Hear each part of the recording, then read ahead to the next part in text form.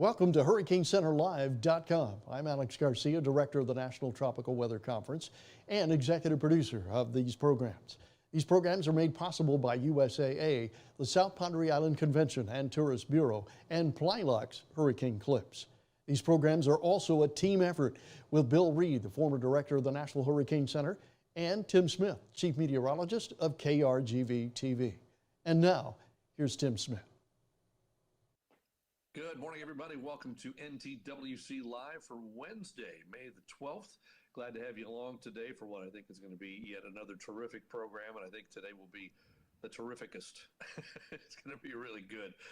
This is our National Hurricane Center roundtable today with Ken Graham, Dan Brown, Jamie Rhome, Mike Brennan, all online with us this morning. So we'll get to those guys in a little bit. We do want to thank our sponsors once again who make this program a possibility. We want to thank USAA for everything they do for the National Tropical Weather Conference and all we do with the Storm Science Network as well. Plylocks hurricane clips, those little clips you put on your plywood, put them in the windows and keep you safe during a hurricane. Plylocks, thanks for being a part of this program.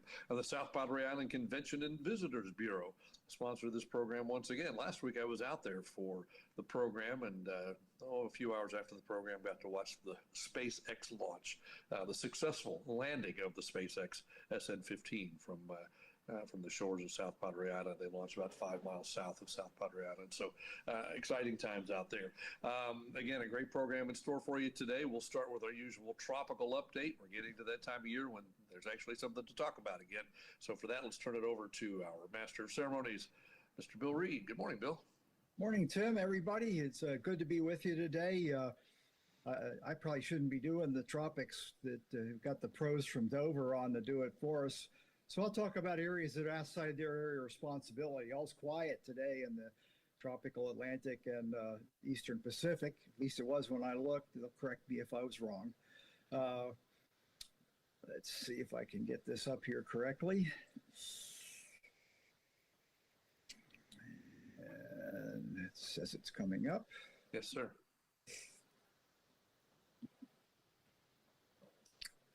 Okay.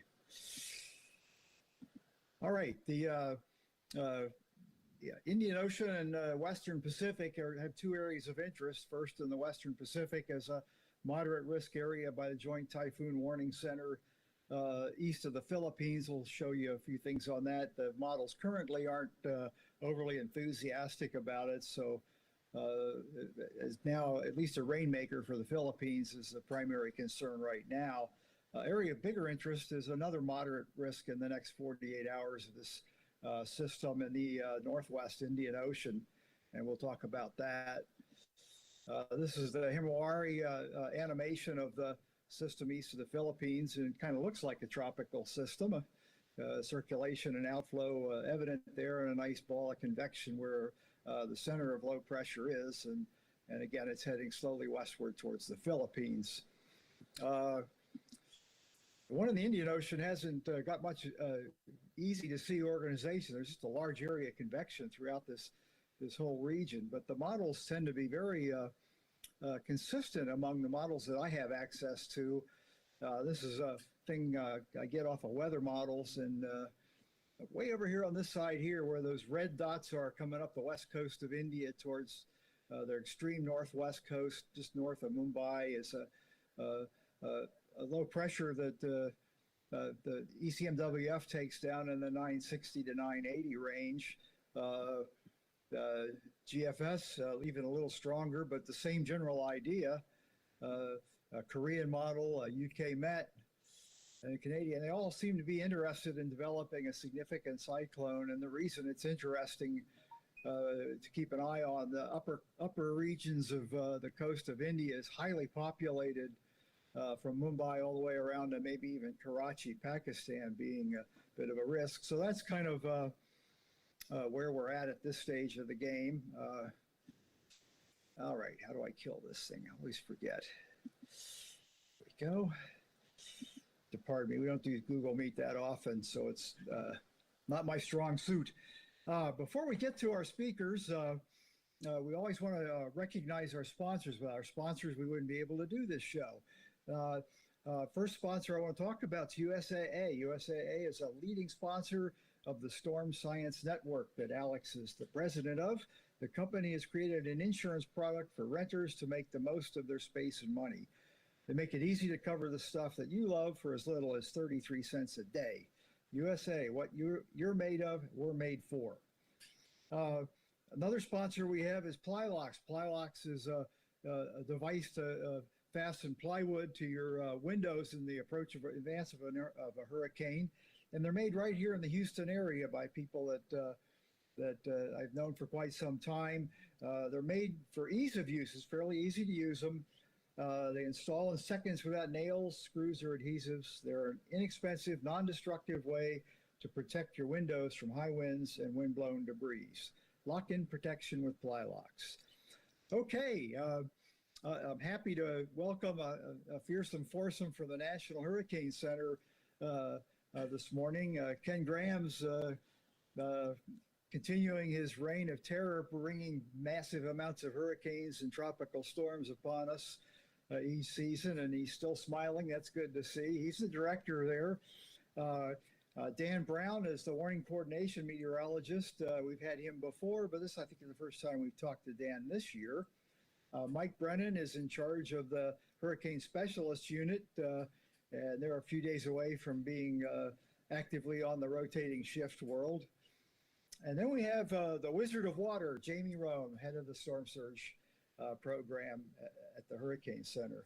So I guess the first question, a topic worth talking about is when I was there, pre-pandemic world, the off-season involved a lot of us flying all over the place, taking care of a lot of hurricane preparedness activities. So why don't you guys tell us a little bit about how you're conducting that aspect and how you see the success or not, or problems and challenges of doing that. Ken, you want to lead us off? Yeah, you can get us started, Bill. Yeah, you think about it, trying to convert all the outreach to something that's virtual, like what we're doing today. We didn't really consider that too much in the past. So some negatives to it. I mean, you cherish that one-on-one, that eyeball to eyeball. You really cherish that interaction. But the positive part is really interesting. We created, Dan, Robbie, others worked so hard on this Hurricanes at Home, where, you could bring hurricane training right into the classroom. And the teachers were so appreciative because, they were trying to adjust to, a virtual classroom. So they appreciated us stepping in and doing that. And as a result, we reached thousands and thousands of school kids, English and Spanish. We were able to do that. The emergency manager training this year, I mean, what do we have, Mike, Dan, 24, 25, 26 emergency managers come in person to the Hurricane Center. We get them trained. This year we offer the same class, but we have 600 on the line. So we've been able to reach, I don't know what the total number is now, 1,500, 2,000 emergency managers so far this year with the preseason training. So, the negative is, we cherish that eyeball to eyeball, that relationship. But at the same time, we've been able to reach many more emergency managers than we've been able to do in the past. And Bill, remember the conferences, we do the media interviews, during those conferences, and we do 25, 30 of them. The way we're doing it now via different platforms like this, we're doing 100 each in the preseason. So there's some positives to that, but we don't ever want to lose the fact that it's important to really know each other. It's important to still have these conferences in person again, and some of this training in person again. So I predict a hybrid. I predict some sort of hybrid where you have some people doing the training, but at the same time offer some remote access as well. So it's a positive. Great. That does sound good. A lot of people are talking hybrids. A lot of the professional societies with their conferences are looking at doing maintaining some aspect of the virtual even after we're able to safely travel to conferences, and that begins the process again. Dan, why don't you tell us a little bit about these webinars for families and school kids and how you came up with the idea? Yeah, Bill, last year we really had to pivot. Normally we have the Hurricane Awareness Tour, in which we take aircraft around the different cities along the Gulf or East Coast of the U.S. when that ended last year, we couldn't do that. We really still wanted to be able to provide some of that education. And last year, with teachers and everyone really looking for content when we first got into the pandemic, that it just felt a natural way for us to offer that. So we offered this series of webinars. We kind of regionalized it last year, offering a few states at a time. Robbie Berg really helped us with that, setting up the advertising, and it worked really well. We actually had about 4,500 school kids on those webinars. There were over 5,000 views of the recordings within a few weeks. So we made those available on our YouTube channel. This year, we're doing a little bit different. In fact, the first one is this afternoon. If folks want to go on our website, the top news of the day at Ntwc, the first one is this afternoon. Instead of offering during the school day like we did last year, we're offering in the afternoons. We have one today and one next Tuesday. We also have one in Spanish tomorrow. And again, because schools some students are back in session, some remote, it's just very mixed. There's more testing going on this year. We decided to make it more geared toward the families as well. So we're offering them in the late afternoons. Hopefully folks can join. If not, the recordings will be available. I'll also add, in addition to that, Bill, that we're doing these Noaa hurricane webinar series. I know Ken did the one last week. We had one in Spanish yesterday, but coming up next week, there's going to be one talking about the damage surveys after Hurricane Laura and the storm surge. Robbie and Jamie are going to be on that one. There's other content later in the month talking about marine, the marine importance of the marine forecast regarding hurricanes. We got WPC, Weather Prediction Center, talking about the rainfall forecast from last year, the National Water Center. So again, there's another great webinar series there that folks can join. But as Ken mentioned, the reach has been really, really great so far for that. Something we haven't seen as much in the past. And I do agree with Ken that I think some hybrid approach heading for our reach in the future is likely the way we'll be going. That's cool. Now, I think I heard you right. You do these live when you do them, but they'll still be on your website so people throughout the season can view them. So, that's great. We can hit people when there's a storm approaching, we can highlight the fact that that's available to them online so they can go back and review it, or people that hadn't seen it before. It may give them some helpful hints for the run up to a hurricane. Yep, that's very true. We make those recordings available both for that Noaa series as well as the Hurricanes at Home. There's, if teachers are looking for content, there's already, a half dozen, a dozen webinars recorded from last year that are available on there. It's great content. We talk about, a little bit about the science, the hazards, the fact that we fly into hurricanes. We bring on one of the hurricane hunter folks, either from the Air Force or Noaa. So again, it really gets to highlight that with the school kids. Awesome. We've left Mike alone so far today. I just saw where the report's out on Hurricane Zeta, and you guys upgraded it to a Category 3. I'm sure the people online here would be interested as to what all entails getting a final decision on how strong a storm is at landfall, and what you went through with Zeta. Sure. Yeah. Zeta, it's not unusual, for us to make, pretty small changes, 5 knots here or there in the best track. And this was one of those 5-knot changes that just happened to cross a category threshold. But, for Zeta in particular, it involved going back and looking at radar data that showed the winds in an area where the aircraft actually didn't sample the high winds in what we saw on the radar as the storm was making landfall. The storm was moving so quickly, and the pattern of the aircraft that it happened to be flying, it just sort of missed that area. So we were able to go back and look at the velocity data from the radar and see, there was this big area of 120, 125 knot winds, close to 10,000 feet. And based on some of the drops on data we looked at, we were able to use a reduction factor of about 80%, and that gave us about 100 knots for the intensity there. But as you know, those don't really change the impacts on the ground. There's not much difference between a 95 and 100 knot hurricane, and those 100 knot winds were only experienced over a very small area. But we certainly realized that those sort of post-analysis upgrades get a lot of attention.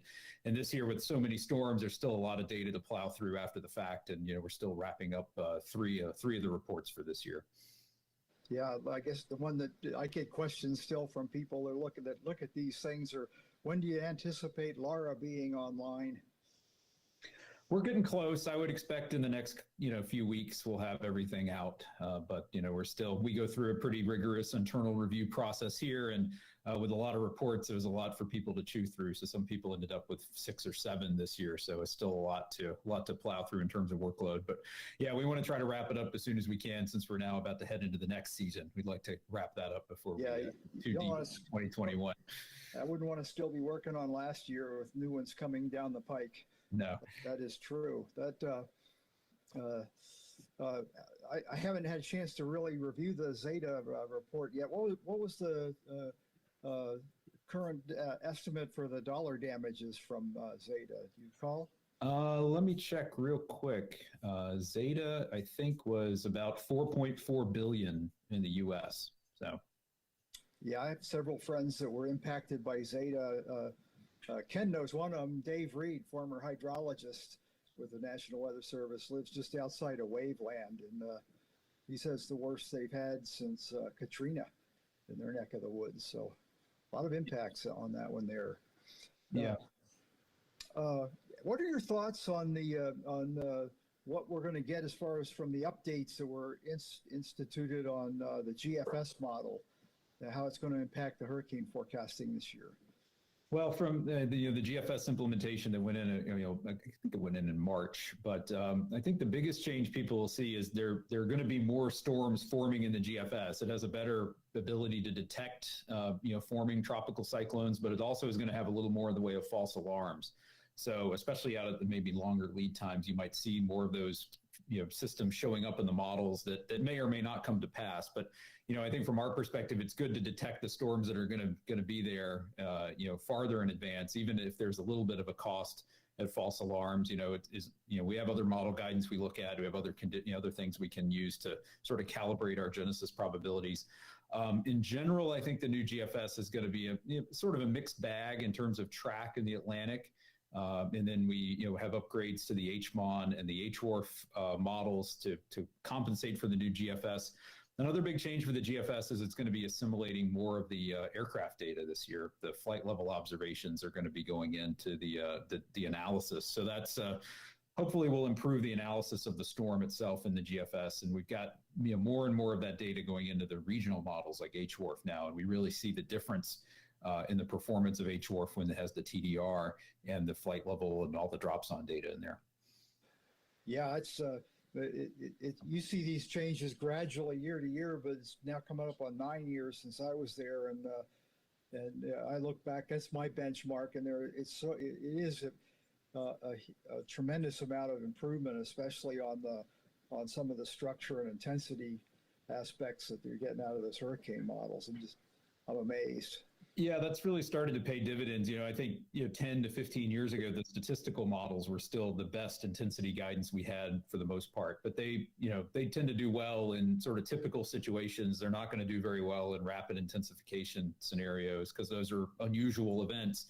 And now that the dynamical models like HWRF are really the best intensity guidance we have at least some better ability to capture some of that strengthening. We're certainly not getting the details right or not getting it fast enough, but that's sort of pushing us in the right direction when it comes to those rapid changes, which we saw, unfortunately, a lot of in 2020, right up until landfall in several cases.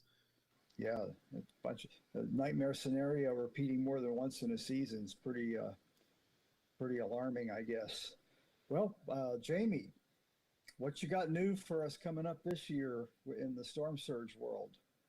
Well, we just finished yesterday morning upgrading our primary storm surge forecasting system that we used for predicting storm surge, not only the Hurricane Center, but throughout the entire National Weather Service. It's called P-Surge, or Probabilistic Storm Surge.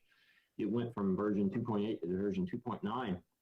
And this was actually a rather substantial upgrade, not a little incremental type thing. And it was originally planned for 2023. That's how bold and big of an upgrade it was. But COVID, I think as a country, we've forgotten that there's some silver linings in COVID, despite all the pain and misery. And one of the silver linings is I think it forced all of us to think differently, more out of the box. And what we heard from our emergency managers, that evacuations during a pandemic are not smart. And so anything we could do to curtail or limit evacuations during a pandemic was desperately needed.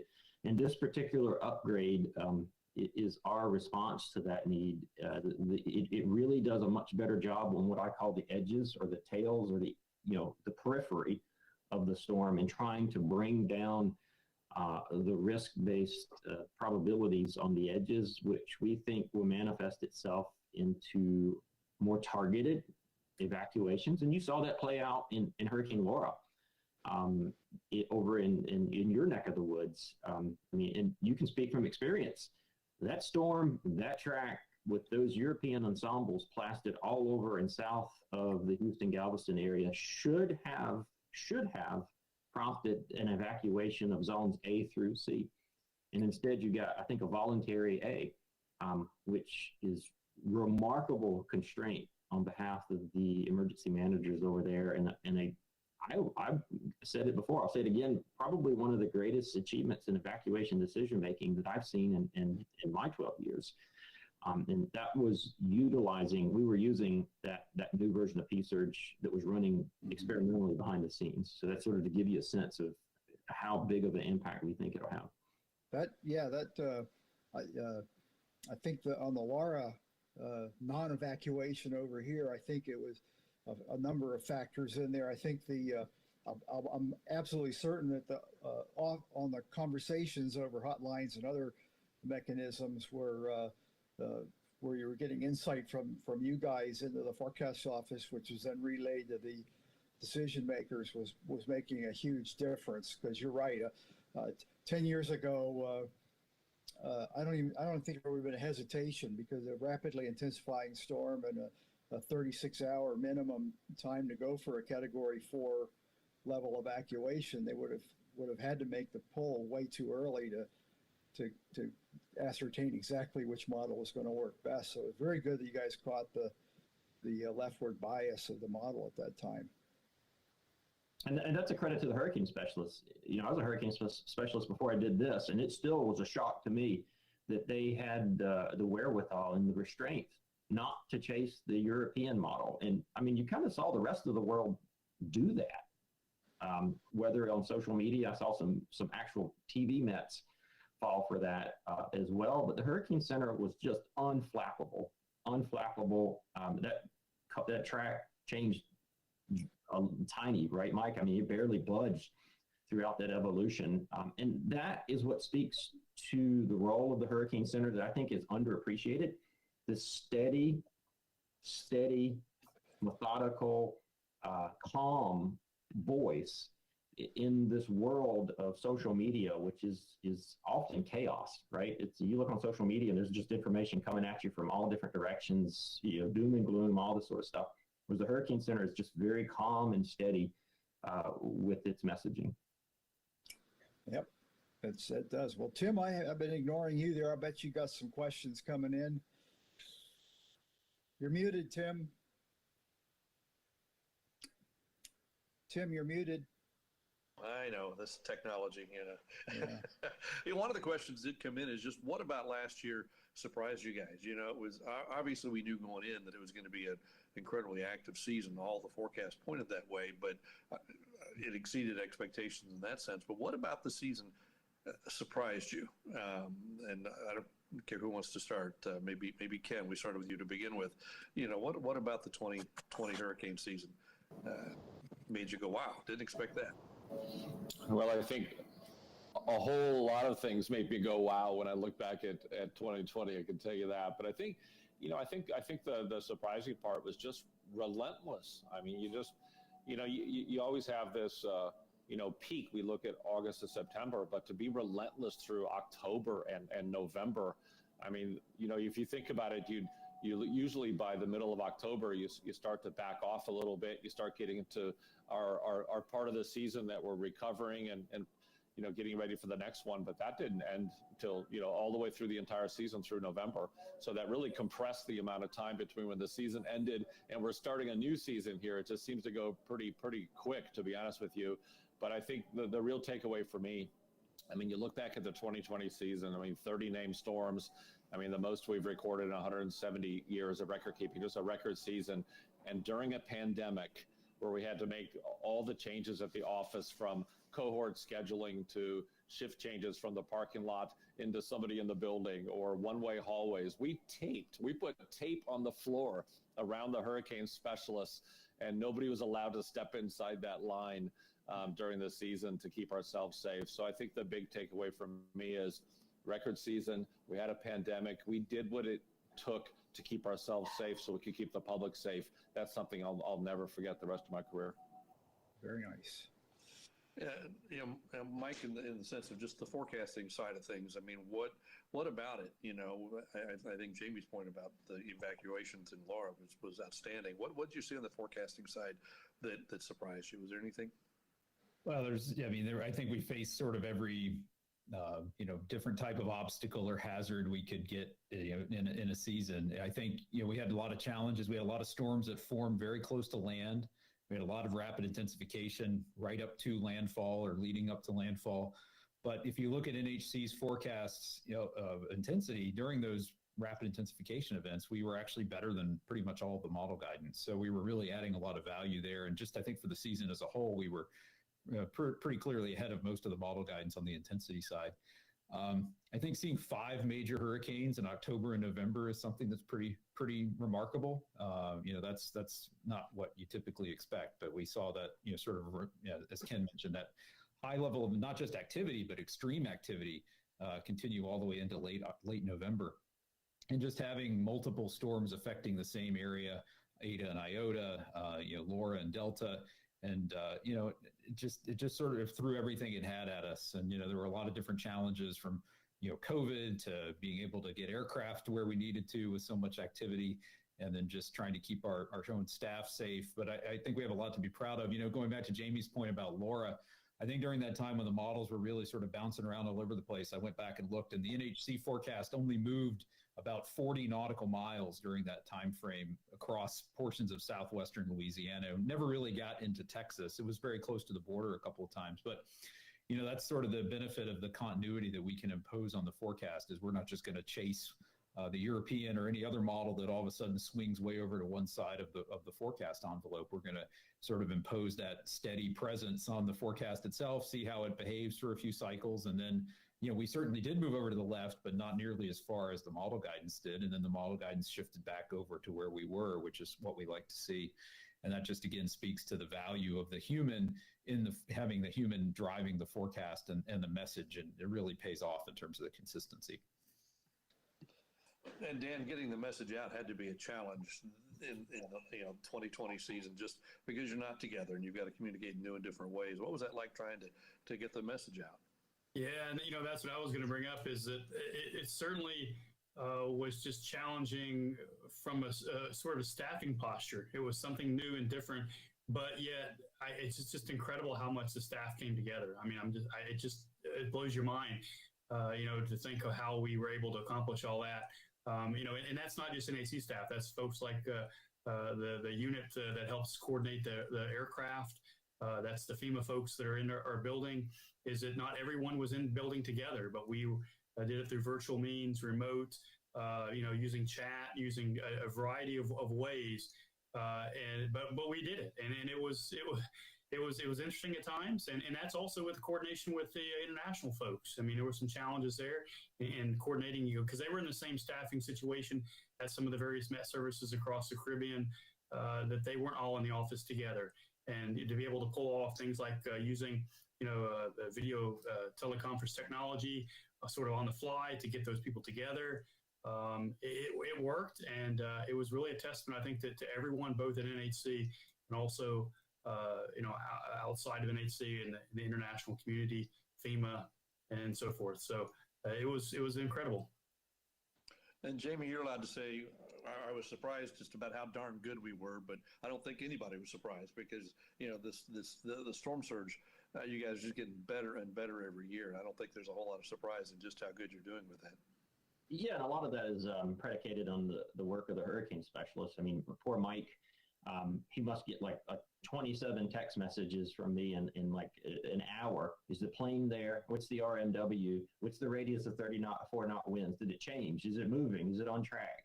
And I mean, it speaks to just how sensitive storm surge is to the exact, and I mean exact, track, structure, forward speed of the storm. It is a rough line of work, man. I don't know how Bill Reed talked me into this punishing line of work, but we managed to get through it. But I mean, to your question, what surprised me the most is the Hurricane Center staff. I mean, they had every imaginable challenge, technical, physical, exhaustion, morale, everything. And these folks just refused to fail. I mean, we had every imaginable thing go wrong and thrown at us.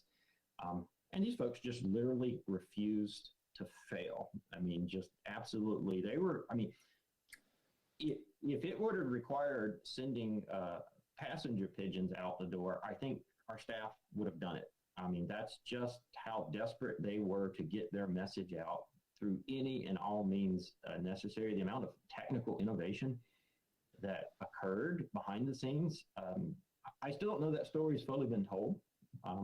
You know, and in the amount, I mean, basically everything about how we do our job, everything got upended and changed without testing, right? We didn't get to test it. We didn't get to evaluate it. We didn't get to, I mean, even how we coordinate with each other got upended, and we didn't get to test it. It was like, first storm, try it, you know, get up and evolve it for the next one. And you just compete it just over and over again. So this is a group of people that just, as long as I live, I'll never see anything like what I saw in 2020, this refusal to fail. Absolutely remarkable. And to somebody sitting at home watching advisories come out, to somebody that was just watching what was going on, you would never have a sense that anything was out of the ordinary. I mean, and that was on such a purpose. good job. That was on purpose. The staff decided early on to not draw attention to any of this, to ensure that the public maintain this trust, right? The everything from the public's perspective looked seamless. So imagine the staff going through all of this, like this mental and physical meat grinder, and still having the wherewithal not to say anything. You know, to remain humble and quiet and discreet about it, because they felt so strongly about the integrity of their forecast that they didn't want to draw any unnecessary distractions to the process. Amazing. In fact, that you could do it from your living room and have all the tools that you needed. Kudos to everybody that made that happen. Each and every one of you did that. And the technical crew, if you will, that made that a possibility. I don't know, you know, I see Dan, I don't know who really jumped in to get this done, you know? Well, I'll add real quick, and maybe Mike wants to add more, but you know, it was just, again, it was incredible that our technical support branch did so much work to get us in a situation where we could, you know, have some remote capabilities and just making sure things were functioning. And that started, you know, with the pandemic back in, say, April and May to lead up to the start of the season, and it continued through the entire season. The same with the folks in the Tropical Analysis and Forecast branch. They still were issuing all those marine forecasts, you know, providing IDSS to the Coast Guard, and it was the same fashion. Some remote, some in person. I mean, it was just incredible. You know, how everybody came together. I'll add too, though, that's that period of time in September when we had essentially 5 systems ongoing and other things in the outlook. That one was the one that just about taxed me and surprised me, because I mean, we almost ran out of bins to put advisories out. I mean, it came that close. It was that active. And I remember during that stretch, you know, we were all hands on deck, and folks were just rotating in and out of different shifts, filling in. But I remember one stretch where I actually worked kind of an evening and part of an overnight shift, writing the 2 packages on the storm, those 2, and then getting some sleep in the morning, waking up and doing another package in the afternoon. So I ended up writing 3 forecast packages on the same storm over the course of a 24-hour period, which I hope I never have to top that again. But again, it was sort of that all hands on deck period and approach. And again, the staff just really came together for that. That's terrific. Go ahead, Ken. If I could add real quick, I think it's important to really one more time reiterate that, we talk about the hurricane specialists, we talk about the marine forecasters and the tropical analysis forecast branch. There's a group of people that keep us running. We talk about the people that can keep the computers running, the people that made it possible to work from different locations, our backup and all that. They don't get enough credit. This is a group that works just as hard as any one of the forecasters, just as hard as anybody to keep things running. Look behind Dan's shoulders there. It's a sea of computers at the National Hurricane Center and all the products that you see on the website. It takes a human to keep that stuff going and to update it every year. They all adapted too. They adapted to this new way of doing business because of the pandemic. And it's, I just listened to Mike and Dan and Jamie when you're talking about this. It just, you look back at the season and it's humbling, it's emotional. I still get emotional thinking about the 2020 season, and it's not necessarily anything in particular other than how everyone came together.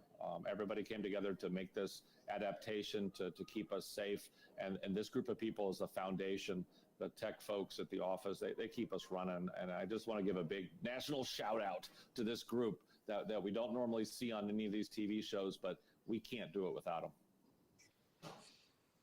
That's terrific. That's true. Great job, guys, and great job to all the staff that made all of this a possibility. Got a lot more questions coming in.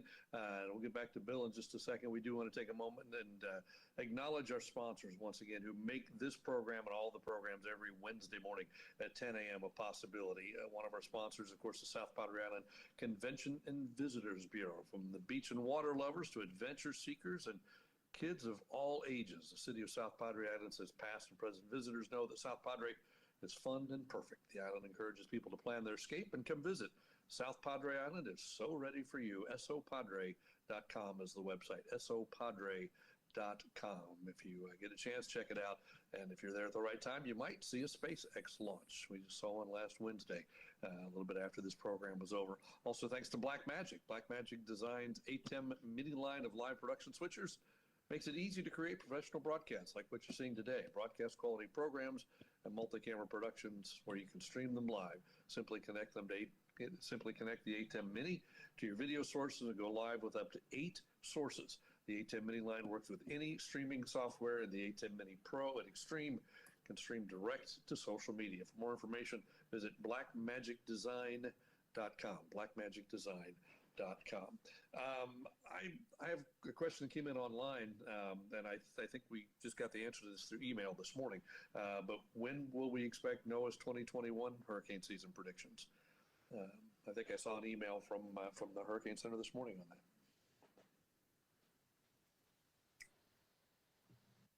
Yeah, I think the date is May 20th, but I don't think that's changed. But I think that's the last I heard is when the seasonal forecast will be coming out. Great. Yeah, that's the plan on the 20th. But sometimes those things move around a little bit. But so far it's on the 20th, so we'll get the numbers. But as we always tell people, we're not getting 30 again. There's no way. We're refusing to get another 30 storms. It's not going to happen. But whether it's 30 or we get the new average of 14, it just takes one. It's just so critical that everybody listening, just spread the word. You got to prepare as if you're going to be hit every single year. Just got to be ready. Let me ask one more question from this end, and then I'll go back to Bill for some more questions because I know you're chomping at the bit to get at it. But, typically after a season like last year when there were 30 storms, getting people, aware and hyped for the upcoming season, I don't mean hyped, but, prepared for the season is not as difficult because people are hyper aware of what last year was like. But since the hurricane season, we've, of course, also been in a pandemic that has been dominating everyone's lives. Here in Texas, we had the freeze and the big chill on Valentine's Day that disrupted lives in a huge way. And a lot of them out and about talking to people, they have almost forgotten. We had Hurricane Hannah last year, which was, again, it wasn't Laura, it wasn't some of these others, but it was still a significant storm. They've almost forgotten that we had a hurricane less than 12 months ago. So what do we need to do to make sure that people realize that, hey, it's hurricane season again? But I think it's pretty, the first thing is to just go back and say, hey, look at what just happened. You can point to almost everybody along the entire U.S. East and Gulf Coast was affected in some way, shape, or form by at least one tropical cyclone last year. We have a map that basically shows that every inch of the coastline was under some kind of watch or warning, from storm surge to tropical storm to hurricane. And, people may have forgotten, or you may have, said, oh, I don't even remember that storm. As you said, the season was so busy, but it's worth reminding people that, hey, everybody can be affected every year, and you have to prepare as if that's going to happen, regardless of, like Ken said, regardless of what the seasonal forecast may say. That unfortunately, that's the price we pay for living in these locations with, close to the ocean. And there's a lot of great things about it, but the hurricane risk is part of that, and we just have to always remember and be ready for that. Not just right at the coast, but well inland. We had some significant inland wind and rain events, last year as well. So that's not just a coastal thing. Terrific. All right, thank you. Thanks, Mike. Okay, Bill, let me go back to you because I know you've got lots of questions. So take it away. Good. Well, I just want to answer Jamie's question since he forgot what I offered him. It was a $30 coffee maker and 2 buy one, get one free coupons for Burger King. It worked.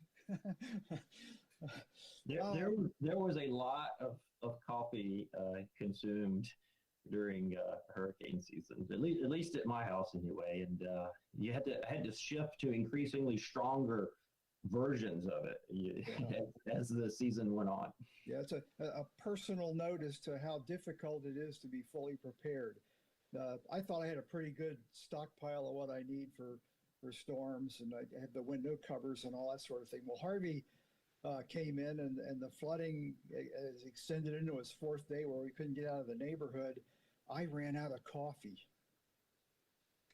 So I'm just now starting to reload the supply. I actually went through my hurricane supply kit during the Arctic outbreak grid fiasco here in Texas. It proved its worth. Everything worked fine for us on that. And I think that's helping. In my realm of acquaintances, they're exhausted by crisis to crisis mode we've been in. But as the winter thing may help here in Texas in getting people to prepare for hurricanes, because it's a fresh reminder of things you might want to need. Okay, Ken, there was a lot of anticipation of how we were going to handle the Greek alphabet, and I have fond memories of the Region 4 meetings. I assume you did that online, and I'd be interested in your take on how the discussions went to come up with a solution that I think is a very good one. Yeah, I think we had to start with just putting something on paper. I mean, just recognizing, the Greek alphabet posed some challenges when you start converting some of the names into Spanish or Portuguese and French, which are the language we have in our World Meteorological Organization region. So the translations were tough. You had Zeta, Eta, Theta. You had these consecutive similar sounding names that ended up being confusing. You had, a situation that, Bill, we've talked about this before. I was getting phone calls like crazy when we got to Zeta. People were literally panicking because they thought that was the last letter in the Greek alphabet, which it is not, but it started with Z. So all those came together to take away from the messaging. So we wrote a proposal. We teamed up with a few other countries, and we wrote a proposal, and had the English and the Spanish community look that over, and we proposed that at our meeting. And there was some debate, pros and cons. What if you considered this? If you considered that? And in the end, we let that go on for about 45 minutes, I think, Dan. We let that discussion go on. And then I said, all right, time to vote. Let's go. And, all the countries, the 28 nations vote. I'm the chair of the committee, but Dan has the U.S. vote. Actually, as chair, I don't get to vote, but Dan did. And everybody agreed. Let's do something different. The real debate came, to be honest, with looking at the alternate name list.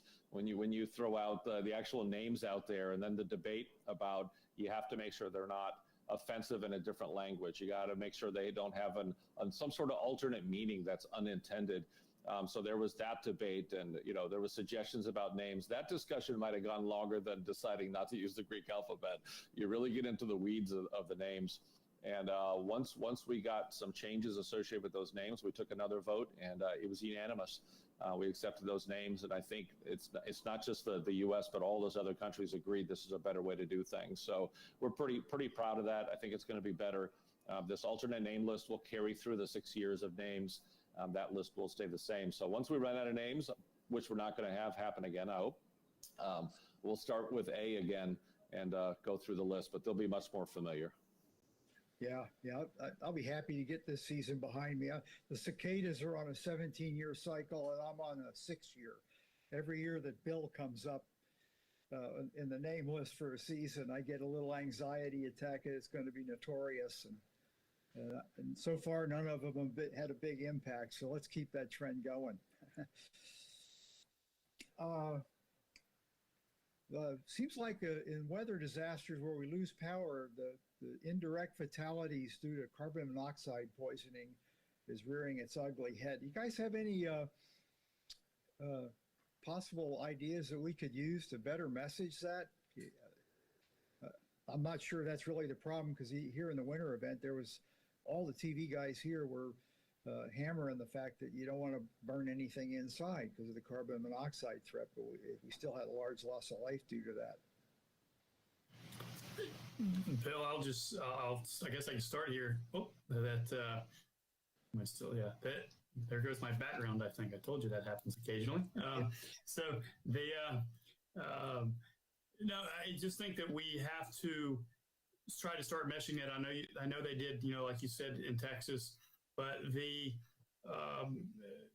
how can we really get people to add a carbon monoxide detector to their disaster supply kit? I think things like that, we need to be having that discussion. We really want folks to start thinking about it as we head into August this year. We're going to try to put out some graphics, infographics highlighting that risk, talking about generator safety. We really want to do that with folks with the National Weather Service Communications Office, and make sure that we're talking about it ahead of the event. We did lose at least 19 people last year after storms because of carbon monoxide poisoning.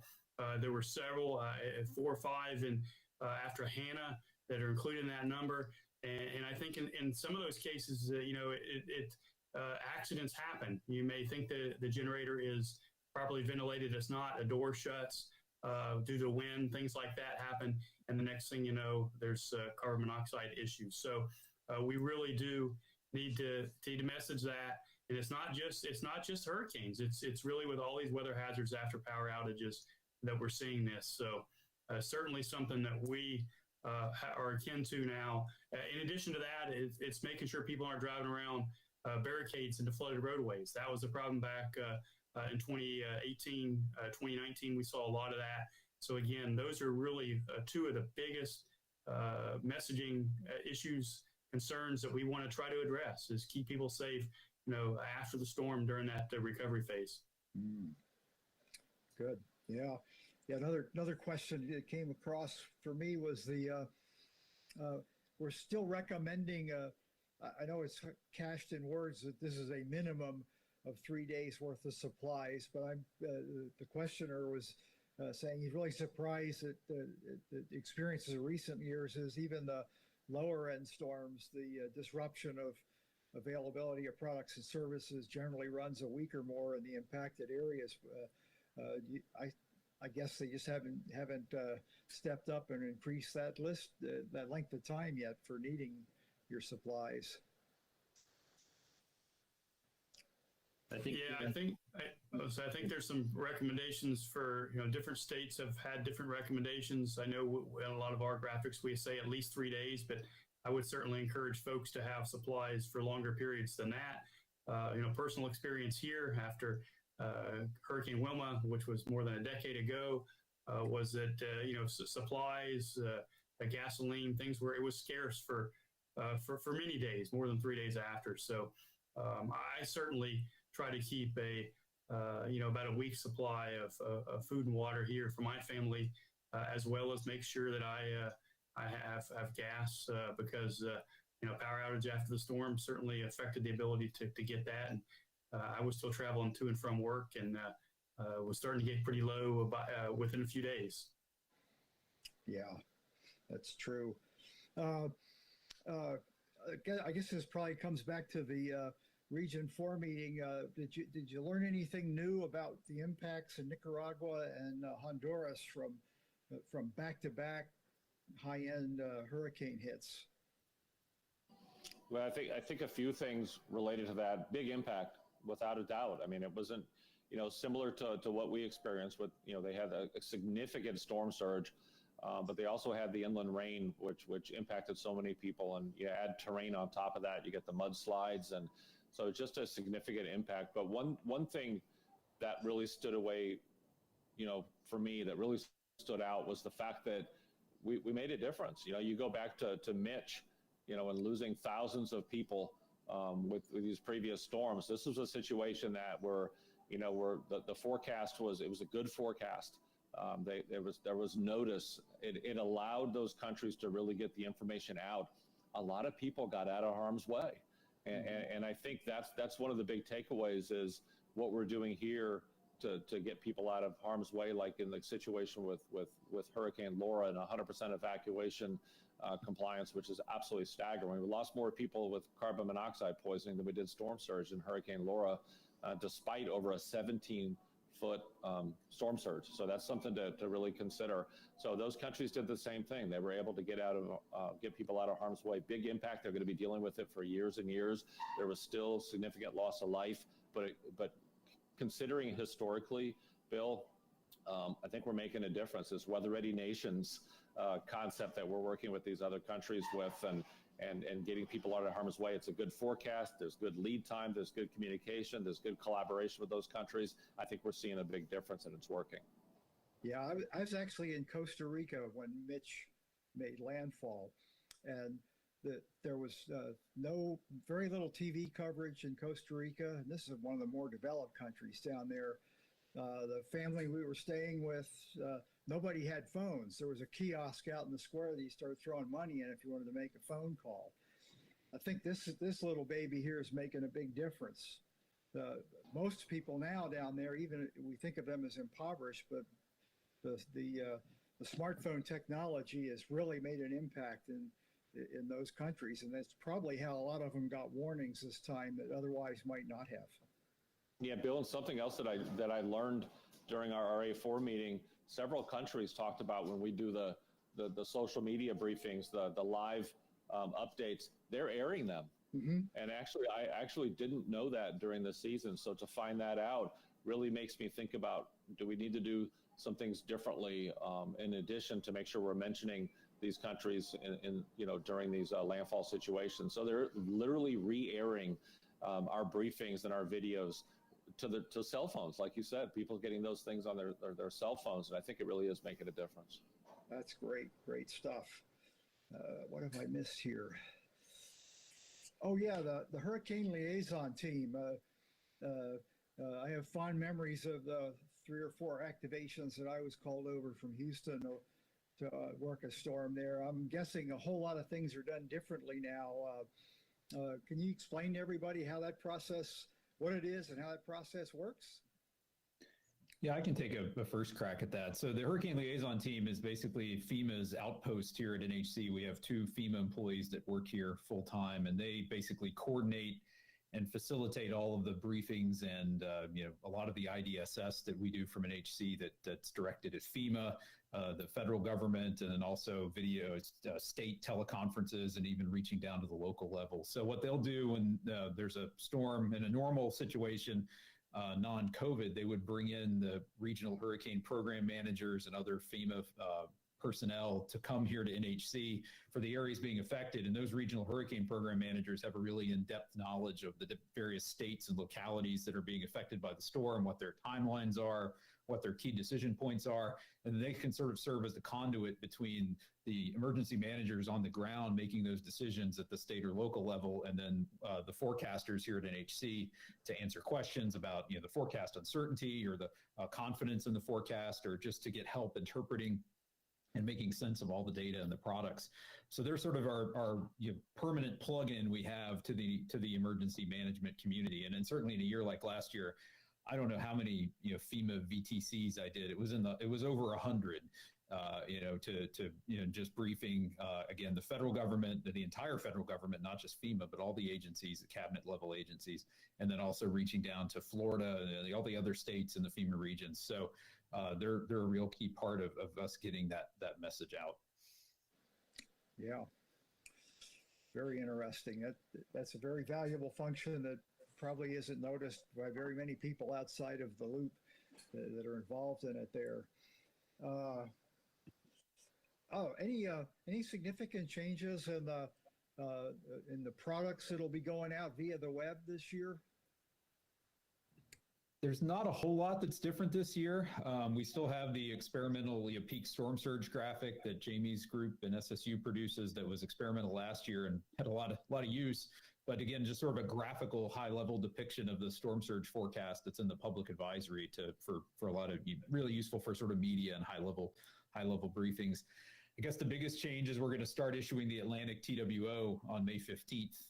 This year, before the start of the official hurricane season, to cover the, activity we've had in the Atlantic basin. If it happens again this year, before in late May, just to kind of give that more of a consistent feel and schedule to, information about systems that could form in that time frame, instead of having to rely on special sort of unscheduled tropical weather outlooks. Those are probably the biggest things. The cone graphic is going to basically be the same exact size it was last year. Not really any change to that. And those are probably the only sort of things that come to mind. If anybody else thinks of something, they can jump in. Yeah, Bill, owing to the P-Surge upgrade we talked about earlier in the show, for select high confidence storms, we may begin issuing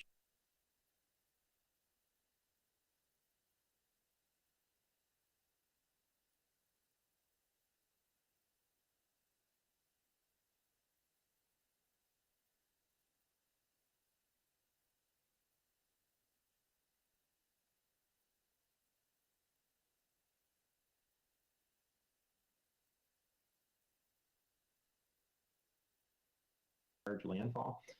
So it's a huge deal for emergency managers who are seeking that extra level of guidance in making a decision. So again, for high confidence cases, not all cases, for high confidence cases, we'll push the lead time to 60 hours. Wow, that's almost unbelievable. Bill Wheeler will be happy with you. And he's one, to his credit, Bill Wheeler and a lot of the folks in Houston and Galveston spent a lot of time with me personally explaining why that extra 12 hours means the world to emergency managers. It's very hard to dismiss 12 hours. It seems so small. But for them and others in emergency management, in the emergency management community, that can make a big difference in their decision making.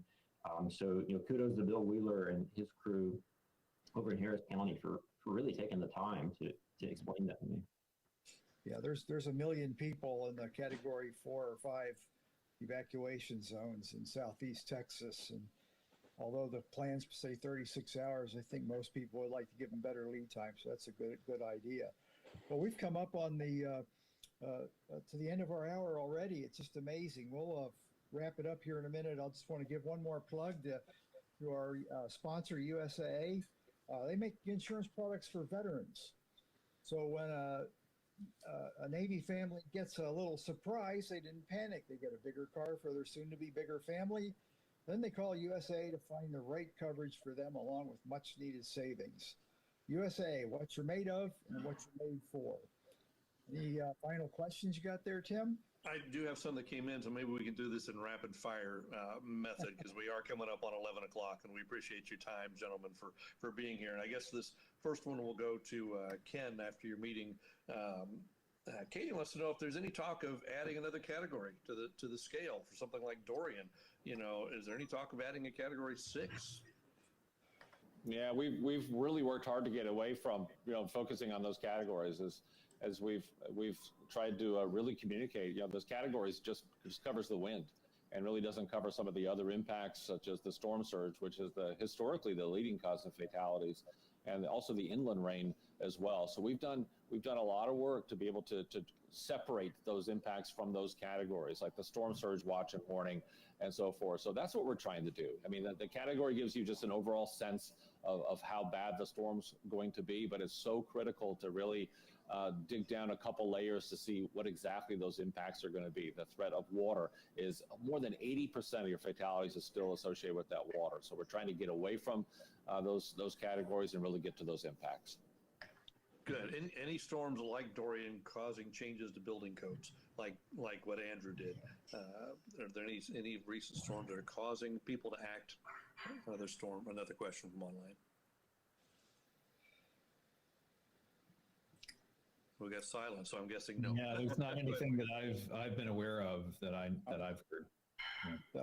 The only thing I've seen over here is there's been a few jurisdictions that have gone to the 500-year benchmark for floodplain land use, which is a good move.